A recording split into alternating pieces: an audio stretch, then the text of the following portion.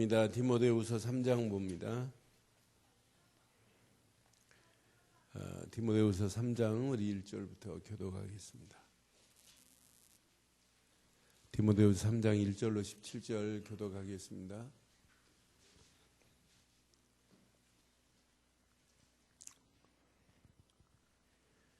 너희는 이것을 알라. 말세에 고통하는 때가 이르러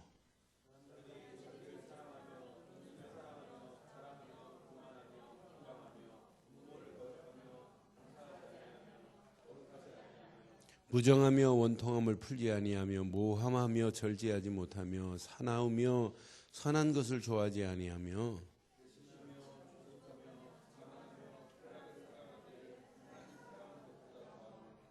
경건의 모양은 있으나 경건의 능력을 부인하니 이 같은 자들에게서 내가 돌아서라.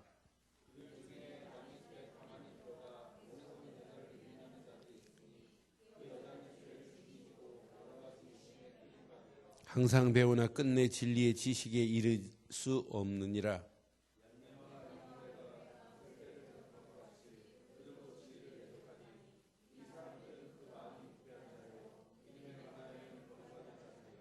그러나 그들이 더 나가지 못할 것은 저 두 사람이 된 것과 같이 그들의 어리석음이 드러날 것임이라.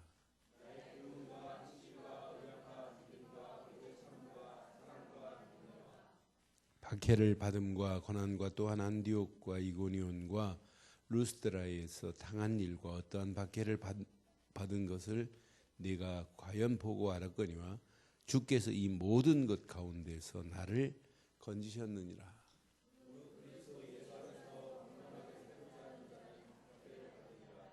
악한 사람들과 속이는 자들은 더욱 악해져서 속이기도 하고 속기도 하나니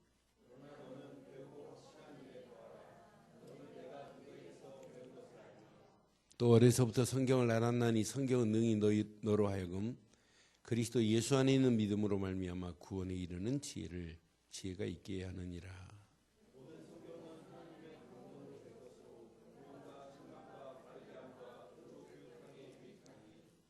함께합니다. 이는 하나님의 사람을 온전하게 하며 모든 선한 일을 행할 능력을 갖추게 하려 함이라. 아멘. 여러분, 복음의 가치를 알면 알수록 어둠이 와도 어둠이 더 진하게 임한다 할지라도 관계 없습니다. 여러분들이 진짜 복음의 능력을 알면 알수록 사단이 아무리 강하다 할지라도 사단은 복음의 능력 앞에 꼼짝 못하게 되어 있습니다.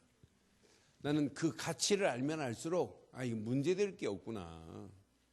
흑암이 온 땅을 덮는다 할지라도 복음의 가치 안에 있다면 온 땅이 다 덮는다 할지라도 복음 안에 있는 저와 여러분들은 덮을 수 없게 되어 있어요. 앞으로 보세요. 우상은 더 충만합니다. 우상이 온 땅을 덮을 수도 있습니다. 그런 가운데 있다 할지라도 우리가 복음의 가치 안에 있다면 가장 안전하게 될 줄 확신합니다.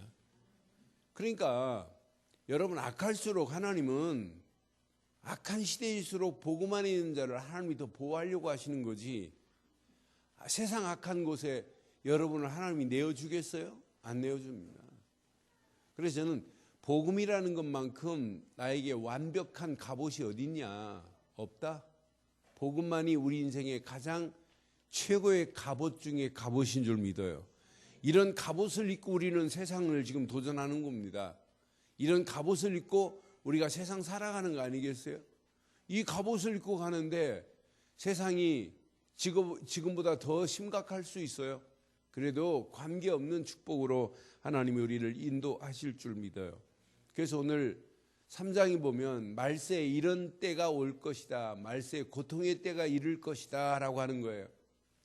그 고통의 때가 온다 할지라도 우리는 관계없어요. 그래서 오늘 제목을 이렇게 삼으려고 그래요. 말세의 고통의 때를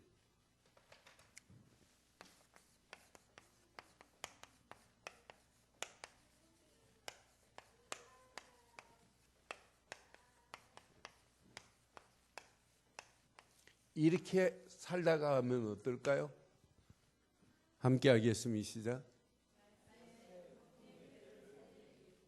다시 한번 하겠습니다. 시작. 말세 고통의 때를 살릴 일꾼 되기를 바라요.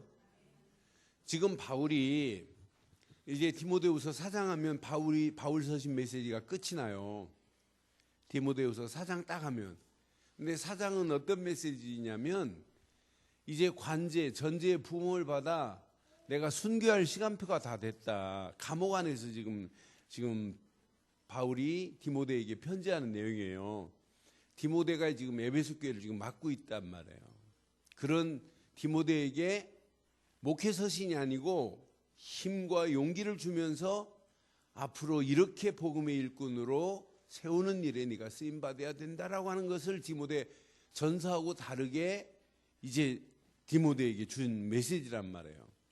그러면은 마지막 서신이고 또 마지막 메시지에다가 여기에다 자기가 순교할 시간표가 다 됐다. 때가 지금 다 돼 있는 이런 상황인데 그냥 메시지가 나오겠어요? 저는 그래서 디모데후서는 전서하고 다르게 바울 속에 있는 막 엑기스를 짜가지고 이렇게 주는 것 같은 메시지예요. 이 바울 서신이. 바울 서신 맨 마지막. 또 이제 순교가 곧 시간표가 감옥 안에서 이제 죽는 날이 다 됐단 말이에요. 그럼 속에 있는 얘기, 진짜 이야기를 하고 싶어 하지 그냥 희미하고 말도 안 되는 말을 했겠어요? 그런 의미에서 참 이 상황적으로 보면 야 이건 그냥 메시지가 아니구나. 이건 진짜 기가 막힌 메시지구나. 라고 하는 것이 늘 확인이 돼요. 그런데 오늘 중요한 메시지가 사실은 지금 3장에서도 2장에서도 그랬지요.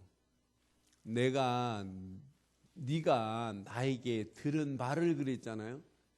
지금 뭘 얘기하냐면 바울의 가슴 속에 있는 이걸 지금 전달하려고 그래요. 사실은 전반적으로 디모데후서를 보면.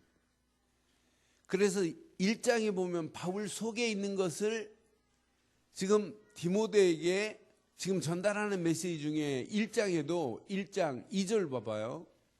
지금 바울 속에 지금 뭘 지금 전달하려고? 사랑하는 아들 디모데에게 편지하노니 시작. 하나님 아버지와 그리스도 예수 우리 주로부터 은혜와 긍휼과 평강이, 그럼 그리스도로부터 오는 은혜와 평강이, 긍휼과 평강이 내게 있는 것처럼 내게도 있어야 된다라고 하는 거예요. 궁극적으로는 지금 바울이 하나님이 우리에게 허락하시는 예수 그리스도 안에서 내가 받은 은혜가 내게 있어야 되고, 하나님이 우리에게 허락하시는 그 긍휼하심이 그리스도로 말미암아 하나님의 사랑, 긍휼한 사랑을 우리가 받은 거 아니니? 라고 하는 거예요. 야, 그 안에서 하나님이 우리에게 주신 이 평강이 누려져야 되는 거 아니냐라고 하는 메시지를 지금 하고 있단 말이에요. 그러니까 지금 바울은 정확한 메시지를 지금 디모데에게 한 거예요. 이 메시지를 자세히 보면 이걸 바울 속에 가진 천명과 같은 메시지라. 이런 메시지를 지금 디모데에게 오늘 줬어요. 여러분, 저는 바울 서신을 보면 그리스도를 하나님이 주시는 최고의 은혜로 보는 거예요. 그러니까 1장 2절에 분명히 말하잖아요. 그냥 그리스도만 말하는 게 아니잖아요. 하나님 우리 아버지와 그리스도 예수 우리 주께로부터 허락하신 은혜, 하나님의 그 긍휼하심, 그 안에서 주시는 평강, 이 평강이 내게도 있기를 원하노라 이 말이에요. 여러분, 감옥 안에 있는데 무슨 평강이 있어요? 그렇잖아요. 그런데 진짜 감옥 안에 있는 거 아니잖아요.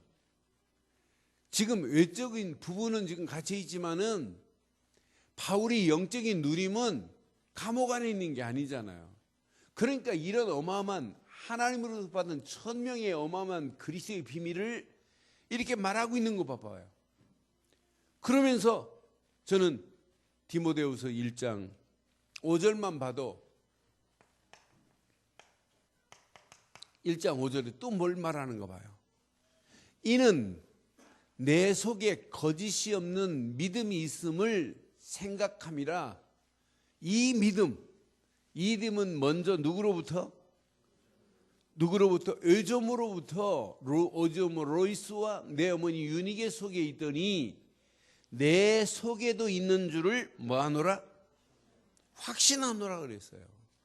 그러니까 벌써 1장에 이 믿음이 내가 가지고 있는 믿음, 네 부모 어머니로부터 외할머니로부터 받은 그 믿음, 그것이 참임을 지금 계속 디모데에게 지금 강조하고 있는 거예요.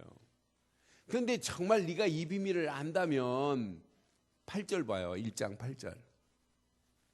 진짜 네가 이 비밀을 안다면 너는 내가 우리 주를 증언함과 또는 주를 위하여 갇힌 자 된 나를 뭐하지 않고 부끄러워하지 말고 오직 하나님의 능력을 따라 복음과 함께 뭐 하라고요? 복음과 함께. 여러분, 이것만큼 가치 있는 축복이 어디 있겠어요? 복음과 함께. 복음과 함께 고난을 받으라. 이 가치를 모르면은 진짜 죽음입니다. 그러나 복음과 함께 고난은 축복입니다. 이런 축복의 어마어마한 메시지를 지금 감옥 안에서 말하니까, 감옥 안에서 지금 고난당하고 있는 바울이 감옥 안에서 편지를 썼으니 그 디모데 가슴에 이 메시지를 딱 읽는 순간에 가슴이 저며오르지 않겠어요? 야, 진짜 맞다. 내가 내 스승 바울이 감옥 안에서 지금 이런 어마어마한 메시지를 주니 그냥 메시지가 아니잖아요. 그러면서 9절에 이렇게 말씀해요. 9절. 하나님이 우리를 구원하사 시작. 거룩하신 소명으로 부르심은 우리의 행위대로 하심이 아니요 오직 자기 뜻과 영원 전부터 그리스도 예수 안에서 우리에게 주신. 그러니까 벌써 여러분들은 오늘 바울이 디모데에게 주신 메시지 중에 그냥 소명이 아니에요. 거룩한 소명을 한번 깨달아 보세요. 여러분, 구원받은 건 맞죠? 구원받았지요? 그런데 그냥 구원이 아니에요. 구원받은 저와 여러분들을 이렇게 하나님께서 거룩한 소명의 자리로 불러주신 줄 믿어요. 이러면서 뭐 하라고? 나를 통해서 하나님의 뜻을 이루시겠다는 얘기예요. 근데 진짜 더 멋있는 것은, 자, 하나님이 영원 전부터 준비하신 그 은혜가 있단 말이에요. 은혜가. 9절 자세히 봐요. 이 말씀 자세히 보면 여러분 어마어마한 축복이 있어요. 9절. 하나님이 우리를 구원하사 거룩하신 소명으로 부르심은 우리의 행위대로 하심이 아니고 오직 시작. 자기 뜻과 영원 전부터 누구를 보낼 계획을 하고 있어요? 영원 전부터 그리스도를 보내서 우리를 하나님의 은혜로 구원하려고 하신 게 하나님의 계획이란 말이에요. 그냥이 아니, 영원 전부터예요. 영원 전부터. 그럼 저와 여러분들을 이 자리까지 앉게 한 건 여러분 우연이 아닙니다. 우연이 아닙니다. 영원 전부터 태중의 복 중에 예레미야만 하나님이 구별한 것이 아니라 저와 여러분들을 구별하셔서 오늘 이 자리까지 앉게 하셔서 이 축복의 자리로 불러내주신 줄 믿어요. 그러니 여러분 평생 하나님이 내게 주신 천명 그리스도, 하나님이 나를 지금 부르신 거룩한 소명의 자리에 오늘 밤 하나님의 뜻을 발견하되 언제부터 준비한 거라고요? 영원 전부터 우리에게 그리스도를 통해서 은혜 주시기로 작정하셨고 오늘 영원 전부터 계획하셔서 우리를 불러내 주신 줄 믿어요. 나는 야, 하나님이 허락하시는 진짜 이 소명을 발견하고 산다? 여러분 진짜예요. 여러분 축복은요, 그리스도가 천명으로 받은 그리스도가 축복 중에 최고의 축복이에요. 근데 여러분의 삶에 진짜 그리스도의 축복이 누려지기를 원한다면 하나님이 나를 부르셨다? 그냥 부르심이 아니라 무슨 부르심이라고요? 거룩한 부르심의 자리에 오늘 앉게 하신 줄 믿어요. 이거 깨닫고 나면 여러분 헌신하라, 봉사하라, 충성하라 이런 말은 그건 필요 없는 얘기예요. 사실은 진짜 저는 하나님이 이렇게 거룩한 소명으로 바울만 부른 것도 아니고 디모데만 부른 것이 아니라 저와 여러분들을 부르셔서 이렇게 거룩한 소명을 허락해 주셔서 하나님의 뜻을 알게 하고 이 일을 하기 위해서 영원전부터 하나님의 우리를 은혜로 인도해 주신 줄 믿어요. 이거 깨닫고 나면 여러분 평생의 비전과 평생의 미션이 발견돼야 돼요. 그게 바로 11절입니다. 11절, 1장 11절. 시작. 내가 이 복음을 위하여 선포자와 사도와 교사로 세우심을 뭐했노라? 복음을 위하여.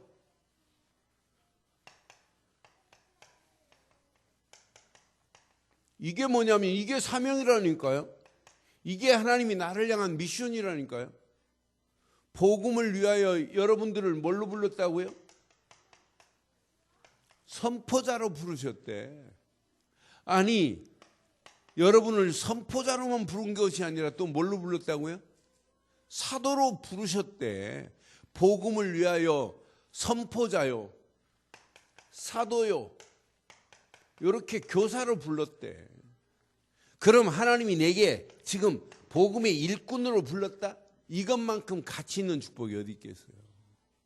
저는 그래서 1장에서 이 세 가지를 딱 발견한 순간부터 바울 가슴에 지금 천명으로 가지고 있는 그리스도를 디모데에게 전했구나. 하나님이 바울을 다메섹에서 불러내셔서 진짜 마지막 지역 움직이는 발걸음마다 복음 전하다가 이제 마지막 감옥 안에서 순교의 시간표가 다가왔을 때 가슴에 있는 이 메시지를 디모데에게 줬구나. 그럼 여러분 오늘 이 메시지를 오늘 강단을 통해서 이렇게 깨닫는 것이 아니라 바울이 나에게나 여러분에게 준 메시지로 믿으시기를 바라요. 그렇게 바울이 내게 보낸 편지를 읽으면 금방 이해가 돼요. 이거 오늘 세 가지만 딱 여러분 붙잡으시면 여러분들 움직이는 발걸음 평생 염려, 고민할 필요 없어요.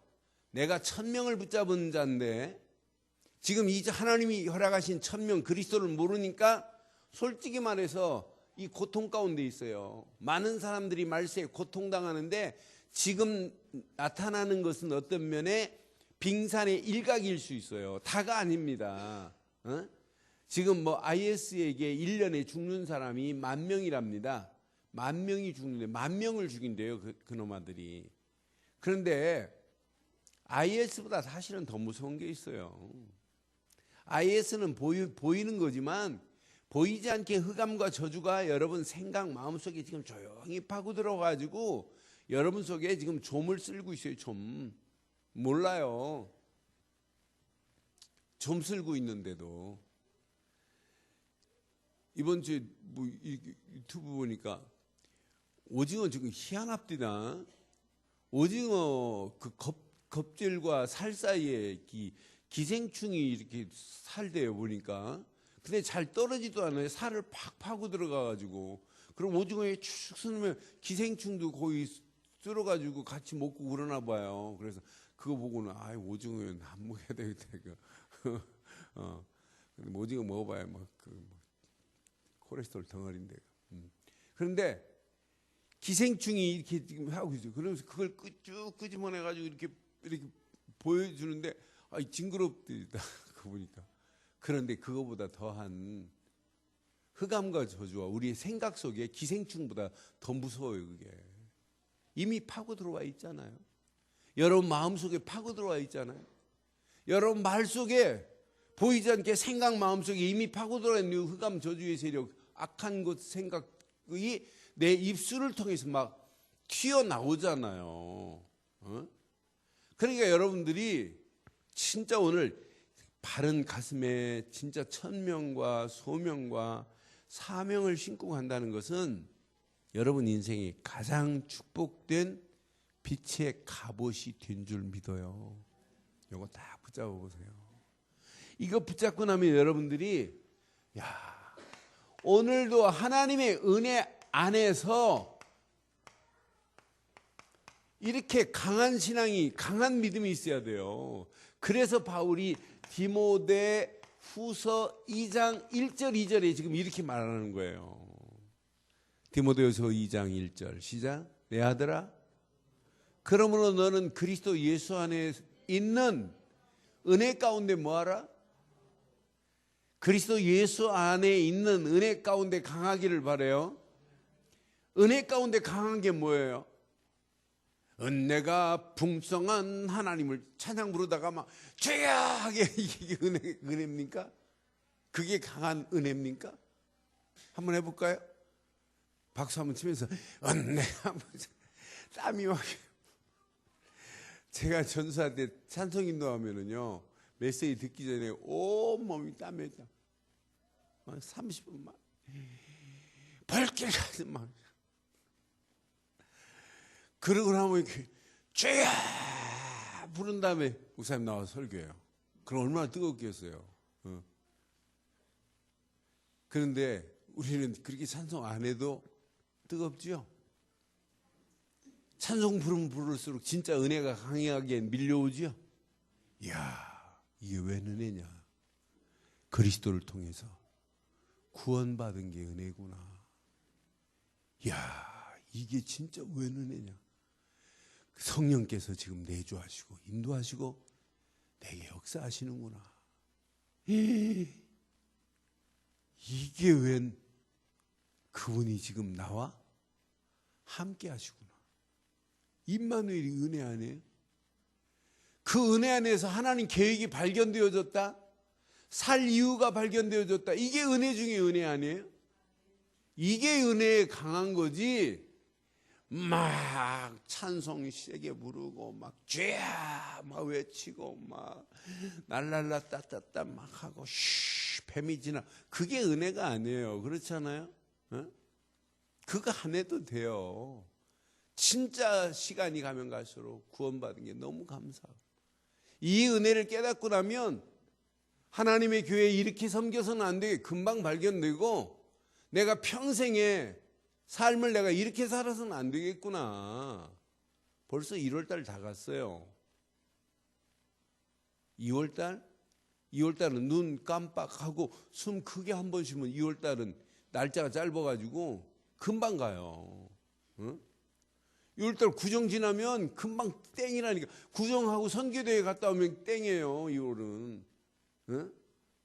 3월 봄 돼가지고 하루가 어떻게 지나나 몰라요. 그럼 수련회 갔다 오면 또 끝난다니까. 여러분, 우리 하나님 앞에 일할 시간 없어요. 진짜 은혜를 알면 알수록 지금이 일할 시간이에요. 헌신할 시간이에요. 그러니까 바울이 은혜 안에 강하라 이유 있어요. 왜? 2절 봐요. 진짜 이유가 여기에 있어요. 또 네가 많은 증인 앞에서 내게 들은 말을, 지금 바울이 디모데에게 전달해 준 건 이거밖에 없단 말이에요. 네가 내게 들은 바를 누구에게 말하라? 누구에게? 충성된 자에게 뭐하라? 부탁해라. 왜? 충성된 자가 또 다른 사람을 뭐 할 수 있다고요? 또 다른 사람을 이 사람이 가르칠 수 있다. 여러분, 바울이 디모데에게 말했고, 디모데는 충성된 자에게 부탁하면 되고, 또 다른 사람이 또 다른 사람을 충성된 자가 가르칠 수 있대요. 그러면 또 다른 사람이 아니라 사람 뭐라고 그랬어요? 덜 그랬어요. 덜. 또 다른 사람을 이 아니라 또 다른 사람들을 가르칠 수 있다고 그랬어요. 이걸 자세히 보면 이게 승법 전도입니다. 여러분 다단계보다 더 크게 역사가 일어나는 거예요. 이걸 보고 승법 전도라고 한다니까. 한 사람한테 말했는데 이 사람이 또 말하고 또 들은 사람이 또 말하고 또 말하고. 이건 우리 교회가 1년만 오늘 이 말씀 그대로 여러분들이 충성된 자가 돼가지고 또 다른 사람들에게 이 복음을 말하면 계속해서 하나님은 역사하실 줄 확신해요. 이것 때문에 팀별 모임을 좀 가져보라고 계속 사정하는 거예요. 팀별 모임이 활성화돼야 교회가 역동적인 밑바닥에서 역동적 역할을 해야 돼요. 그래 교구가 살고 교구가 막 힘을 얻어서 교회가 막 꿈틀거리는 역사가 일어나야 정상이라니까요. 여러분 한번 확인해 봐요. 1년 동안 여러분 확인하고 지금까지 확인해 보세요. 여러분들이 이 어마어마한 메시지를 가지고 또 다른 사람에게 말해서 전도된 거 있나 한번 확인해 봐요. 전도 안 해도 된다니까 진짜 안 해요. 그러나 우리 진짜 복음 가지고 있으면 전도하라가 아니에요. 전도가 되어질 수밖에 없는 축복으로 하나님이 인도해 주실 줄 믿어요. 그러니까 분명히 그래서 바울이 네가 바로 그리스도 예수 그리스도의 네가 군사가 아니냐라고 하는 걸 지금 가르치고 있어요. 네가 진짜 그리스도의 군사는 전쟁을 두려워하지 않는 게 군사고 진짜 그리스도의 군사는 고난에 참여하는 게 군사예요. 그래서 자기 생활에 얽매이지 않는 것이 군사예요. 진짜 그리스도의 군사가 맞다면 나를 부르신 모집한 그분을 기쁘게 하는 게 그리스도의 군사라고 지금 계속 가르치고 있잖아요. 저와 여러분들이 이왕 신앙생활하는 것 그리스도의 군사로 쓰임받기를 바랍니다. 그래서 수요일날 말씀드려요. 군사는 전쟁을 두려워하지 않는 것이다. 진짜 군사는 고난 두려워하지 않는다. 진짜 군사는 자기 생활에 얽매이는 자가 아니다. 자기를 부르신 모집한 자를 기쁘게 하기 위한 것이다 이 말이에요. 아니 군인이 나라의 부름을 받았다면 진짜 나라를 위해서 싸우는 게 군인 아니에요? 우리가 하나님 나라 확장을 위하여 하나님 나라 건설을 위하여 하나님이 저와 여러분들을 콜링 거룩한 소명으로 우리를 주신 건 맞지요? 그렇다면 우리가 복음을 위하여라고 하는 삶을 살아가는 게 정상 아니에요? 뭐 때문에 삽니까? 우리가 복음을 위하여 사는 삶이 되기를 바랍니다. 그게 하나님 그리스도의 군사가 가야 할 일이에요. 이러면서 그리스도의 군사만이 아니라 반드시 뭐라고 표현했냐면 경기하는 자가 법대로 그랬어요. 말씀대로만 여러분 따라가면 여러분 움직이는 발걸음에 하나님의 완벽한 은혜와 축복으로 저와 여러분들을 가는 길을 하나님이 인도해 주실 줄 확신합니다. 이러면서 세 번째 중요한 걸 말씀하고 있잖아요. 자, 여러분 농부 돼야 되는 건 맞지요? 그런데 앞에 이게 있어요. 수고한 농부가 추수한 것을 마땅히 얻지 못하겠느냐 그랬어요. 그럼 수고 안 한 농부는 마땅히 얻을 수 있나요? 못 얻어요. 그럼 당연히 저와 여러분들이 수고한 농부 되기를 바라요. 수고 안 했는데 뭘 얻으려고 그래요?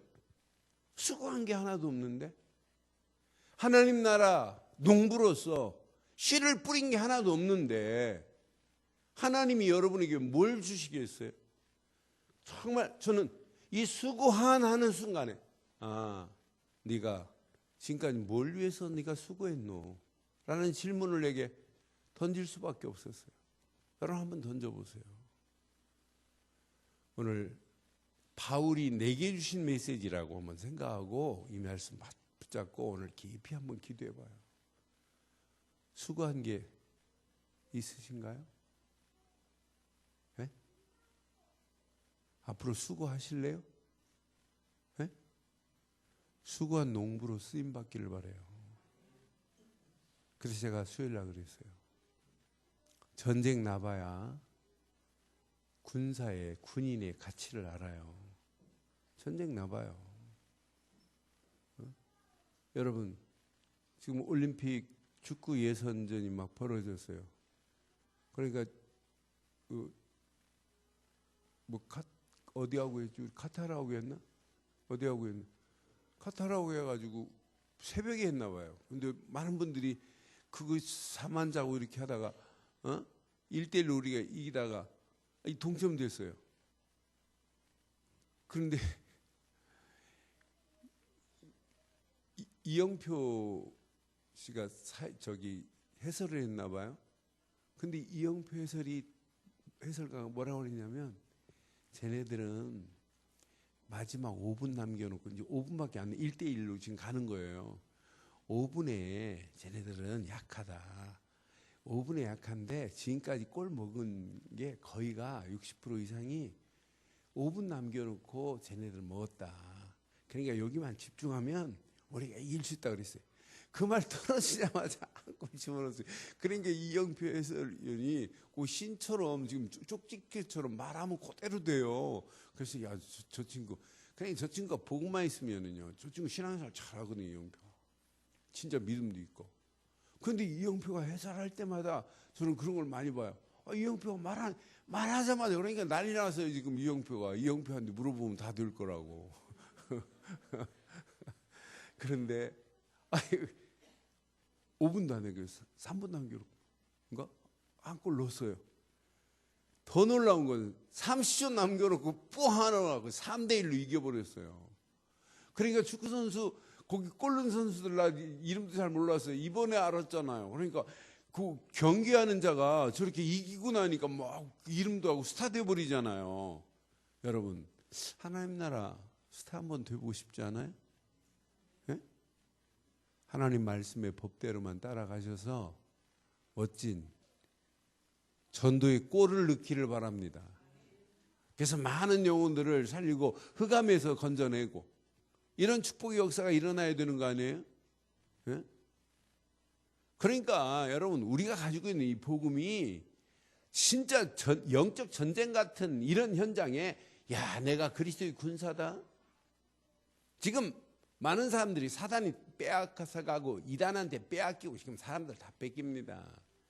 가서 우리가 찾아와야 될 거 아니에요? 그렇지 않아요? 흑암에 붙잡힌 영혼들을 건져내야 될 거 아니에요? 그 일에 우리는 수고하는 농부와 같이 쓰임받다가 하나님 나라 상급받는 저와 여러분들 되기를 바라요. 그래서 네 힘으로 하지 말래요.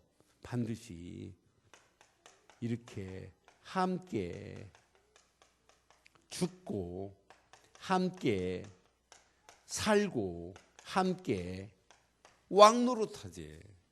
이게 이 장의 중요한 메시지의 키입니다. 함께 죽기를 바랍니다. 그리스도의 군사 되기를 원하면 함께 죽으시고 함께 살고 함께 왕노릇하는 축복의 자리에 당당하게 쓰임받기를 주의 이름으로 축원합니다. 이 비밀을 가지면 여러분들은 이렇게 고통의 때 와도 여러분 이길 수 있어요. 고통의 날에 여러분들은 간신히 이기는 자 정도가 아니라 고통의 때를 살리는 자 되기를 바랍니다. 이기는 자 정도가 아니에요. 여러분 당연히 이깁니다. 고통의 때가 와도 아무 관계 없습니다. 그러나 우리는 이기는 자 정도가 아니라 무슨 자 되자? 살리는 자 되기를 주의 이름으로 축원합니다. 앞으로 우리가 살고 있는 이 시대 보세요. 반드시 저는 확신해요. 하나님을 거역하는 시대 옵니다. 이게 오늘날 이 시대예요. 이때 당시도 마찬가지고 하나님을 거역한다니까요. 자기는 사랑하고 돈도 사랑하고 부모도 거역하고 또 절제도 못하고 심지어는 선한 것을 좋아하지 않아요. 하나님의 모든 것을 거역하는 시대가 지금 이미 와 있습니다. 우리가 살고 있는 이 시대가. 그래서 3장 한번 자세히 보세요. 3장 2절 보세요. 시작. 사람들이 자기를 사랑하며 돈을 사랑하며 자랑하며 교만하며 비방하며 부모를 거역하며 감사하지 않으며 거룩하지 아니하며 3절 봐요. 무정하며 원통함을 풀지 아니하며 모함하며 절제하지 못하며 사나우며 선한 것을 좋아하지 아니하며 4절 봐요. 또 배신하며 자만하며 쾌락사랑하기를 뭐보다? 하나님 사랑하는 것보다 더하다니까요. 궁극적으로는 하나님을 거역하는 시대가 된단 말이에요. 하나님의 말씀을 따라서 이렇게 해야 되는데 반대를 지금 하고 있잖아요. 하나님 사랑 안 해요. 부모까지 거역해요. 자기 낳은 부모. 그 정도가 아니에요. 요즘은요. 자기가 난 새끼를 죽이는 시대입니다. 난 그래서 이 시대가 왜 갈수록 성경에 없는 부분보다 더 심한 상황이 와요. 상상을 초월하는 이런 시대 속에 있다니까 우리가. 그런 가운데 오늘 우리가 이 고통의 때에 지금 살고 있어요. 그러나 이런 때가 왔다 할지라도 우리는 두려워하지 말고 하나님이 원하는 축복의 삶을 살기를 주의 이름으로 축원해요. 자, 그 다음 절 보니까 중요해요. 경건의 모양은 있으나 경건의 능력을 앞으로 이 시대가 뭐냐면 하나님의 경건, 이 경건을 부인하는 시대라니까요. 지금 모양만 갖춰있지 껍데기만 경건 찾지 경건의 실체가 없는 거예요. 여러분, 경건이 뭐예요? 그리스도 없는 경건이 어디 있고, 여러분 말씀에 붙잡힌 경건이 어디 있어요? 말씀에 붙잡히고 말씀이 지배받아야 경건이 나오지. 말씀 없는 경건은 있을 수 없어요. 여러분, 성령의 인도 없이 성령의 지배 안 받고 어떻게 우리가 경건해요? 그렇잖아요. 그러니까 지금 경건의 모양만 있을 뿐이지 경건의 능력을 부인하는 시대가 지금 올 수밖에 없어요. 더 심각한 상황이 와요. 자세히 보세요. 그 다음 절. 자, 그들 중에 남의 집에 가만히 들어가 어리석은 여자를 뭐 한대요? 여러분들 앞으로는 이런 유인하는 시대 와요. 이단 사이비가 그래 판을 친다니까요. 남의 집에 들어가서 복음 아닌, 그러니까 여러분 어리석은 여자를 유인한다고 그랬지 지혜롭고 성령 충만한 자를 어떻게 유인해요? 여러분들은 이렇게 어리석은 여자가 유혹하는 이 유혹에 이렇게 빠지지 않기를 주의 이름으로 축원합니다. 그래서 분명히 그 여자는 죄를 중히 지고 여러 가지 욕심이 끌린 바 되어 이랬어요. 그러니까 성령의 인도 못 받으면 결국 이렇게 된다니까. 그러면서 항상 배우나 끝내 진리의 지식에 이를 수 없다 이 말이에요. 여러분, 진짜 진리의 지식을 바로 깨달으면 고통의 때가 와도 관계없고 여러분들이 움직이는 발걸음에 하나님을 거역하지도 않고 여러분 진짜 진리를 깨닫고 나면 하나님의 경건을 부인하지 않고 하나님의 경건 속에서 여러분들은 절대 유인당하지 않게 될 줄 믿어요. 지금 많은 사람들이 이렇게 유인당하고 있잖아요. 여러분 자녀가 이 복음의 비밀을 모르면 여러분 자녀도 유인당할 수 있어요. 몇 년 전에 그 신천지가 아니라 정명석이 그 JMS 그 다큐로 나온 적이 있어요. 부산에 부모들, 제 눈에 지금도 선해요. 딸내미 사진 보니까 딸내미도 서울대 다니고 아주 이쁘게 생겼더라고요.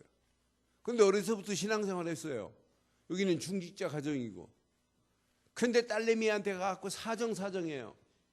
제발 그건 아니다. 빠져나오라고.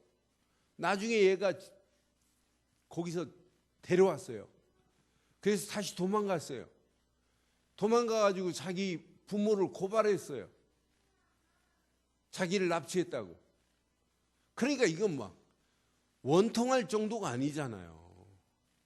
나는 그걸 때 보면서 야, 저건 진짜 우리 잘못이다. 신학이 잘못됐고 교회가 잘못한 거다.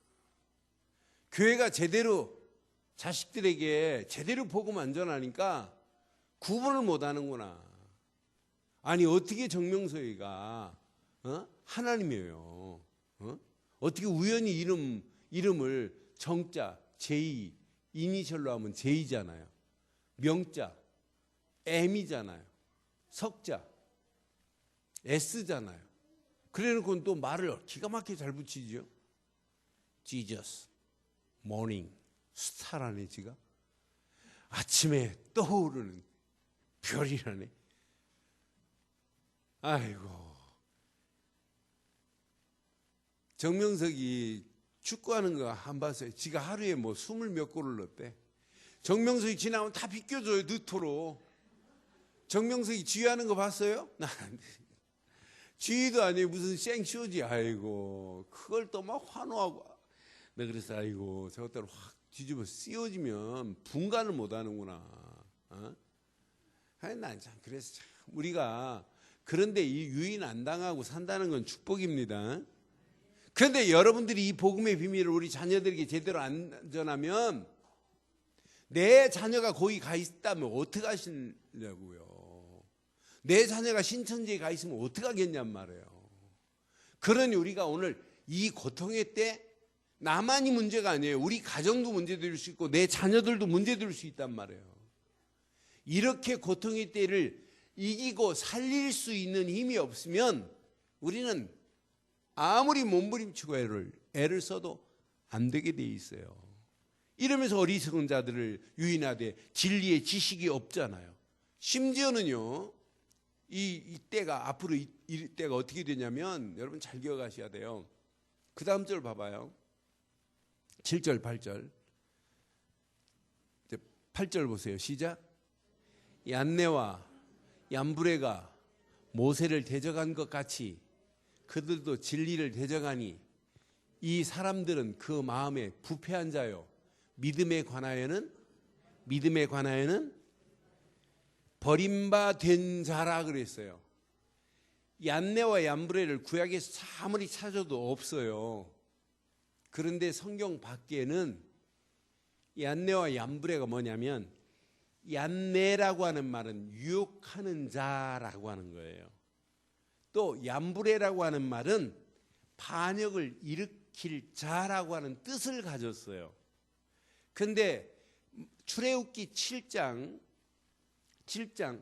11절에 보면 이제 모세 때 모세를 대적한 이런 박수무당 같은 자들이 있어요. 출애굽기 7장 11절 봐봐요. 바로도 현인들과 마술사들을 부르매 시작. 그 애굽의 요술사들도 그들의 요술로 바울이 행한 것을 이렇게 대적하면서 행할 수 있어요. 그러나 결국은 안 된다니까요. 22절도 마찬가지예요. 7장 22절에 보면 22절도 바로가 막 어마어마한 기적을 일으키는데 이 박수무당 같은 자들도 그런 기적을 하지만 하나님이 일하는 게 아니란 말이에요. 애굽의 요술사들도 자기들의 요술로 그들과 같이 행함으로 바로의 마음이 완악하여 그들의 말을 듣지 아니하니 여호와의 말씀과 여호와께서 그랬잖아요. 갈수록 바로의 마음이 더 완악할 것이라고. 그러니까 이렇게 하나님이 모세가 하는 일을 대적한 얀네와 얀브레 같이 하지만은 결국은 대적하는 자가 이긴 적이 있느냐? 없어요. 그래서 우리가 지금 복음 가지고 가면 앞으로 여러분 복음을 위하여 진리를 향하여 여러분 대적의 무리들이 있다니까. 이런 대적의 무리들. 그래서 우리가 복음 가지고 가면 앞으로 박해도 올 수 있다는 이야기예요. 그런데 여러분 구득이 무서워서 장 못 담는 격이라는 말이 있듯이 박해가 두렵다고 우리가 복음 안 전합니까? 박해가 와도 복음은 전해야 됩니다. 결국 얀네와 얀브레가 대적했다가 죽은 거 망한 것처럼 복음을 대적하는 자는 반드시 무너지게 돼 있어요. 여호와를 대적하는 자는 철장 권세가 나타나는 날에 산산이 부서지는 날이 오게 될 줄 믿어요. 그러니 우리가 복음 가지고 가는 우리의 모든 발걸음, 박해가 온다 할지라도 절대로 박해받지 않습니다. 그래서 분명히 말하죠. 9절에 그러나 그들이 더 나가지 못할 것은 저 두 사람이 된 것 같이 그들의 어리석음이 드러나는 날이 반드시 온다 이 말이에요. 10절 보세요. 시작. 나의 교훈과 행실과 의향과 믿음과 오래 참음과 사랑과 인내와 박해를 받음과 고난과 또 안디옥과 이고니온과 루스드라에서 당한 일과 어떠한 박해를 받은 것을 네가 과연 보고 알았거니와. 시작. 주께서 이 모든 것 가운데서 나를 뭐 하셨다? 여러분, 박해 와도 우리는 고난이 와도 관계없는 줄 믿어요. 그런 가운데 하나님께서 우리를 건져내 주실 줄 믿어요. 이렇게 고통의 때가 이렇게 자세한 내용을 보면 이렇단 말이에요. 하나님의 일을 거역하지요. 경건의 모양만 있지 경건을 부인하는 시대가 온다. 하나님의 경건을.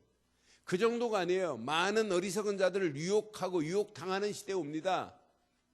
유혹당하는 정도가 아니에요. 앞으로 봐요. 이 모슬렘 아이들이요, 알라 알라 외치면서 막 노방전도하고 다녀요 지금.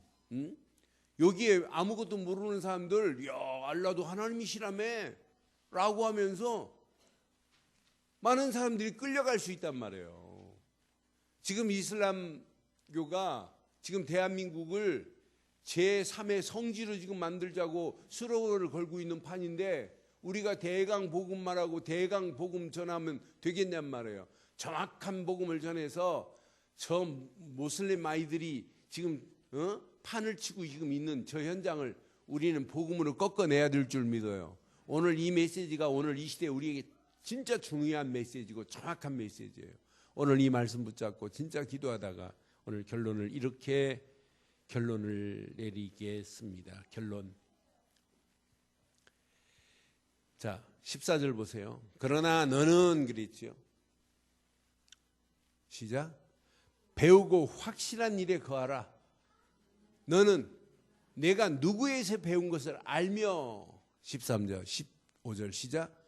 어려서부터 성경을 알았나니 성경은 능히 너로 하여금 그리스도 예수 안에 있는 믿음으로 말미암아. 그럼 여러분들 그리스도 예수 안에 있는 믿음으로만이 우리가 구원받는 건 맞지요?